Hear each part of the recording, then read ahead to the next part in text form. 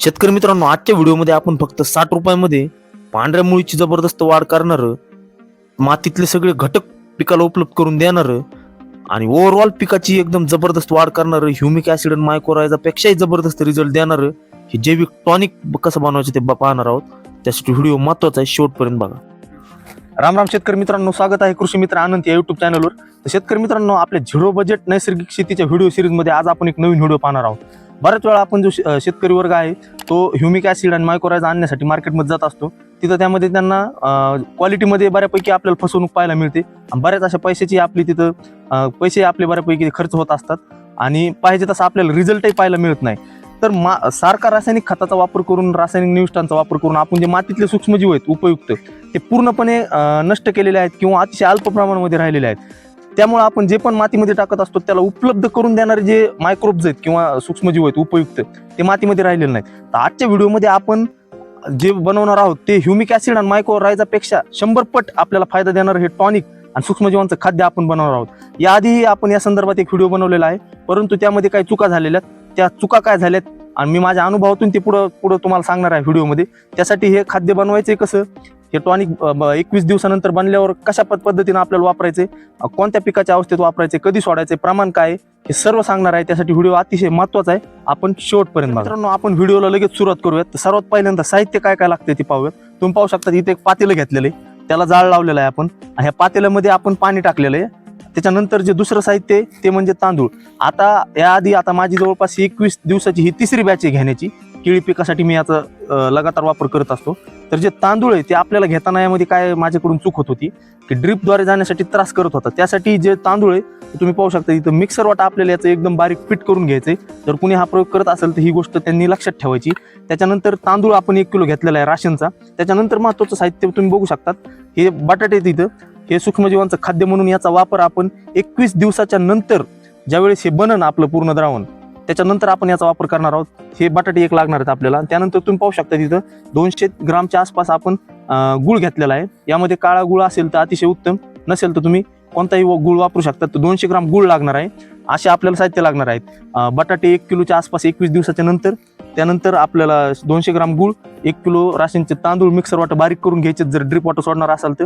त्यानंतर एक पातेलं आणि सर्वात महत्वाचं म्हणजे हे सर्व जे आपण मिश्रण बनवणार आहोत ते झाडाखाली आपल्याला पुरून ठेवण्यासाठी एक मातीचं मडकं लागणार आहे. हे साहित्य आपल्याला लागणार आहे. आता मित्रांनो, आपण काय करूयात, प्रक्रियेला लगेच सुरू करूयात. शेतकरी मित्रांनो, सगळ्यात पहिल्यांदा अशी एक चूल पेटून घ्यायची. आता या चुलीवर आपल्याला एक पातेलं ठेवायचं आणि त्यामध्ये पाणी टाकायचे आणि पाणी टाकल्याच्या नंतर त्या पाण्याला पूर्णपणे उकळी येण्यासाठी आपल्याला त्याच्यावर एक ताट ठेवायचे, जेणेकरून फास्ट उकळी येईल. उकळी आल्याच्या नंतर आपल्याला त्या पाण्यामध्ये जो मिक्सर वाटा काढलेला आपण जो भात आहे तो भात टाकायचा आहे आता. आणि जे आपण ते राशींच्या तांदळाची बुकटी केली एकदम, ती बुकटी व्यवस्थित अशी व्हिडिओ दाखवल्याप्रमाणे टाकून घ्यायची, जेणेकरून त्याच्या गाठी बनणार नाहीत. आणि पूर्णपणे हे मिश्रण थंड झाल्याच्या नंतर पूर्णपणे उकळल्यावर याच्यामध्ये आपल्याला 200 ग्राम गुळाचं जे पाणी आहे, 200 ग्राम गुळाचं पाणी असं व्हिडिओमध्ये दाखवल्याप्रमाणे थंड झाल्यावर टाकायचं. आता हे पाणी टाकल्याच्या नंतर जर याच्यात काही गाठी बांधल्या तर हे मिश्रण एकदम आपल्याला हातानं व्यवस्थित ह्याची स्लरी टाईप ह्याला करून घ्यायचंय. आणि आता आपल्याला तोपर्यंत जे गोड झाड येतं त्याच्या मुळाच्या अवतीभोवती आपल्याला असं व्हिडिओ दाखवल्याप्रमाणे एक माठ, जुना माठ आपल्याला असं पुरून ठेवायचा आहे मानेपर्यंत, त्याच्या गळ्यापर्यंत. आणि ह्या माठामध्ये ते जे आपण पूर्ण मिश्रण बनवलंय ते मिश्रण टाकून द्यायचे आणि त्याला सुती कपड्याच्या मदतीनं आपल्याला झाकून ठेवायचे 21 दिवसासाठी. तर सुती कपड्यानं आपण त्याला बांधूत. आणि आता हे 21 दिवसामध्ये याच्यामध्ये काय प्रक्रिया होती शेतकरी मित्रांनो, आपण ती थोडक्यात वैज्ञानिक दृष्टिकोनातून पाहूयात आणि 21 दिवसानंतर आपण याला पूर्णपणे उघडून पाहणार आहोत. तर 21 दिवसामध्ये याच्यामध्ये काय होतंय, सगळ्यात महत्वाचं म्हणजे की जी सूक्ष्मजीवांची वाढ आहे, झाडाखालील मातीमध्ये नैसर्गिकरित्या असणारे जीवाणू, बुरशी व इष्ट तांदूळ आणि गुळातील साखरेवर वाढू लागतात. त्याच्यानंतर किण्वन प्रक्रिया होती. गुळातील साखर सूक्ष्मजीव खातात आणि त्यातून सेंद्रिय आम्ल, एन्झाईम आणि काही प्रमाणात अल्कोहोल तयार होतात. त्यानंतर पोषक द्रव्यांचे विघटन होते. तांदळातील कार्बोहायड्रेट तुटून सूक्ष्मजीवांसाठी अन्न बनतं. त्यामुळे मिश्रणात सूक्ष्मजीवांची संख्या वाढते, सूक्ष्मजीव द्रावण तयार होते. 21 दिवसानंतर हे द्रावण जीवाणूयुक्त म्हणजे मायक्रोबियल कल्चर बनतं, जे जमिनीतील उपयुक्त जीवाणू वाढवण्यासाठी अतिशय उपयोगी आहे.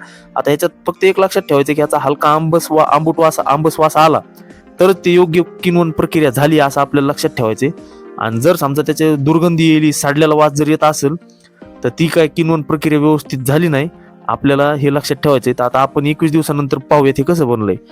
आता शेतकरी मित्रांनो, आपण 21 दिवसानंतर हे जे मिश्रण आहे ते आपण काढत आहोत आणि काढताना ह्याला व्यवस्थित जसं आपण ठेवलेलं होतं त्याच पद्धतीने तुम्ही पाहू शकता. आतमध्ये पूर्णपणे जे आहे ते फर्मेंटेशन झालेलं आहे आणि किण्वन प्रक्रिया झाल्यामुळे ह्याचा हलका गोड आंबट वास आपल्याला पाहायला मिळत आहे आणि थोडा फिकट कलर पण त्याचा पाहायला मिळत आहे, पिवळसर.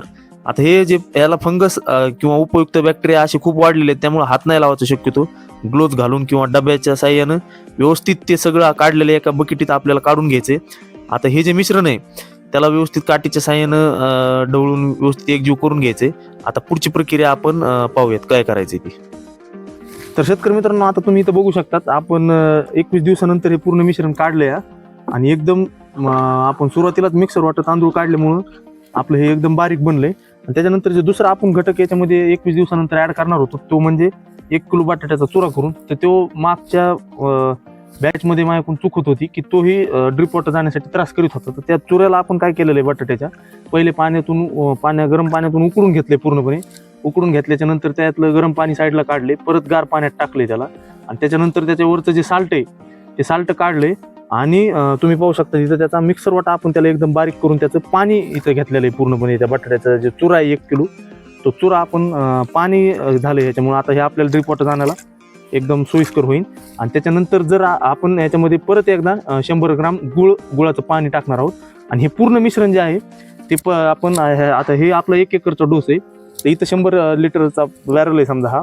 तर ह्या बॅरलमध्ये पाणी घेऊन आपण हे ऍड करणार आहोत अर्ध आणि दुसऱ्या एका ठिकाणी हे अर्ध सोडणार आहोत. तर आता आपण या प्रक्रियेला पूर्णपणे सुरू करू. आता इथं काय करायचंय, जे बॅरलमध्ये आपण पाणी घेतलंय त्यामध्ये सगळ्यात पहिल्यांदा बटाट्याचं जे आपण पाणी करून घेतलेलं आहे ते पाणी व्यवस्थित टाकून घ्यायचं आणि त्याच्यानंतर जे तांदळाची स्लरी आपली ती 21 दिवस ठेवलेली ती स्लरी टाकायची, व्यवस्थित लाकडी काठीच्या साहाय्याने व्यवस्थित सगळं मिश्रण मिक्स करून घ्यायचं. आता शेतकरी मित्रांनो, सुरुवातीपासून तुम्हाला सगळं व्हिडिओमध्ये दाखवले. आता तुम्हीच हिशोब लावा नेमका ह्याला किती खर्च आलाय. आपल्याकडे 1 किलो तांदळाचा आपल्याला खर्च लागलेला आहे 20 रुपये, थोडंफार गुळाचे 1 पाकडा, बाकी बटाट्याचे 1 पाकडा, 60 ते 70 80 रुपयामध्ये आपले पूर्ण 1 एकरचं द्रावण बनलंय आणि मिश्रण बनलंय. आणि हे सूक्ष्मजीवांचं खाद्य बनतंय, खूप जबरदस्त असं खाद्य बनतंय. आणि आपण हे जमिनीत सोडल्याच्या नंतर याच्या वासामुळे सूक्ष्मजीव खूप मल्टिप्लाय होतात. आणि हे बघा तुम्ही आता इथं पाहू शकता, ड्रिपद्वारे बी सोडण्यासाठी आपण एकदम त्याला एकदम क्लिअर असं एकदम आपल्याला पाहायला मिळत आहे. त्यानंतर शेतकरी मित्रांनो, आता ही बॅच जवळपास माझी 3री बॅच आहे 21 दिवसाची. मी केळी पिकासाठी याचा वापर करतो, मला उत्कृष्ट असा रिझल्ट भेटलाय. तुम्ही थोड्याशा क्षेत्रावर प्रायोगिक तत्वावर अशा मिश्रणाचा वापर करून बघा, याला पाट पाण्याने किंवा ड्रिप वॉटर सोडून बघा. तुम्हाला कसा रिझल्ट भेटतोय ते मला कमेंट करून सांगा. व्हिडिओ आवडल्यास एक लाईक करा आणि अशाच नाविन्यपूर्ण आणि नवीन 0 बजेट नैसर्गिक शेतीच्या व्हिडिओसाठी कृषी मित्र अनंत या चॅनलला आजच सबस्क्राईब करून ठेवा.